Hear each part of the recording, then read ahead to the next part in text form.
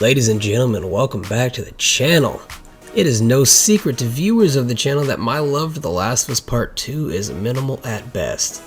I think Neil Druckmann's fart-sniffing and self-masturbatory project that is The Last of Us 2 is one of the worst narratives we've had in a video game in a long time.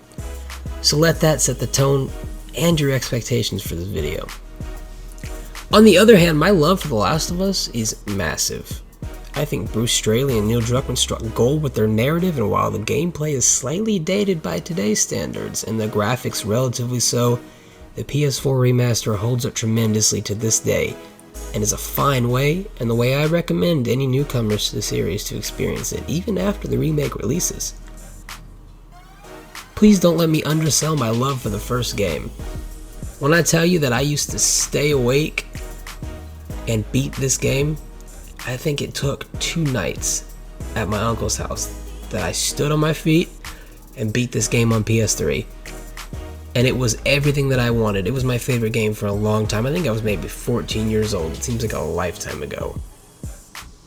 So, I joined many others when I heard rumblings of a remake and thought, that seems incredibly pointless. Well, today Sony has released their trailer for the hilariously named The Last of Us Part 1. With a name like that, it means that we can absolutely no longer pretend The Last of Us Part 2 doesn't exist and that the series just stopped at the first one. I thought, as pointless as it looks, at least it looks different?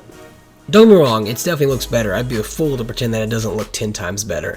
That being said, the remaster for PS4 definitely looks fantastic still. You'll see it in the background of this video. It holds up tremendously.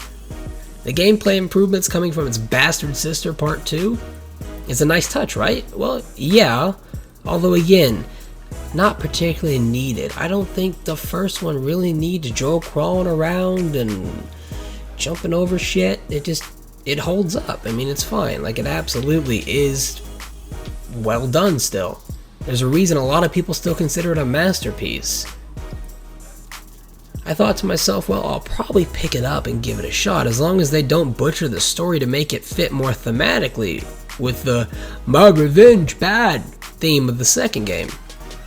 Jury's still out on whether or not that'll take place, my friends, although thankfully Neil and Sarkeesian seem to be focused on other things, such as The Last of Us Factions Battle Royale, where you don't actually kill the enemy.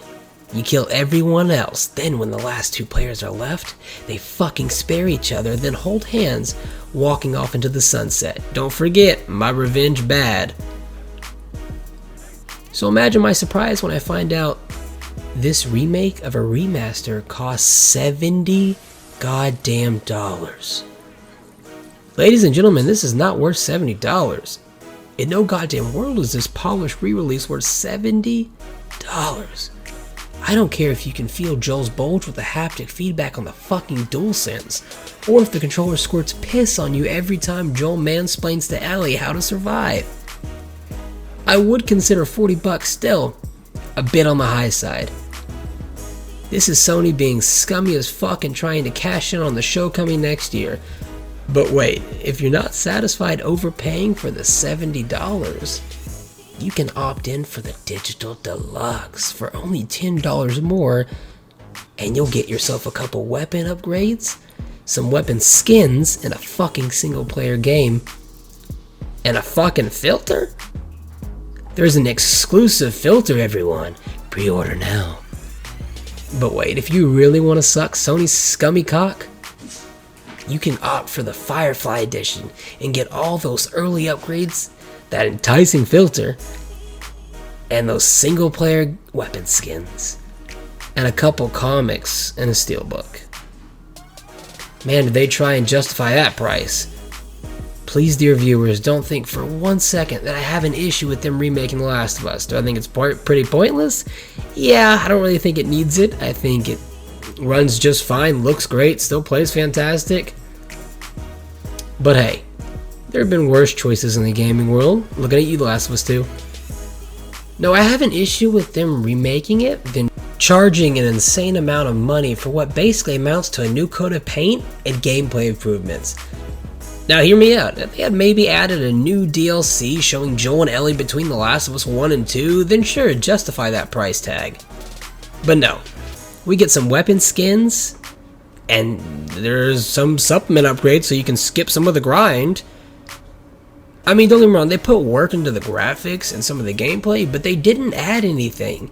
And I guarantee you, if they change some of the story, it's only going to be for the worse. Now, if you like The Last of Us Part 2, then the gameplay, or excuse me, the story changes will probably be right up your alley. I'm sure Joel's going to be an even bigger villain, and Ellie's going to be lucky to escape his clutches, and, you know, it's just, I can see that coming.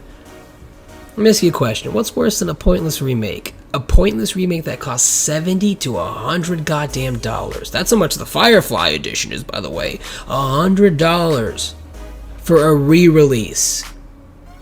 You want some advice? Of course you do. As enticing as you love for the last game may be, just wait for the shills to buy this.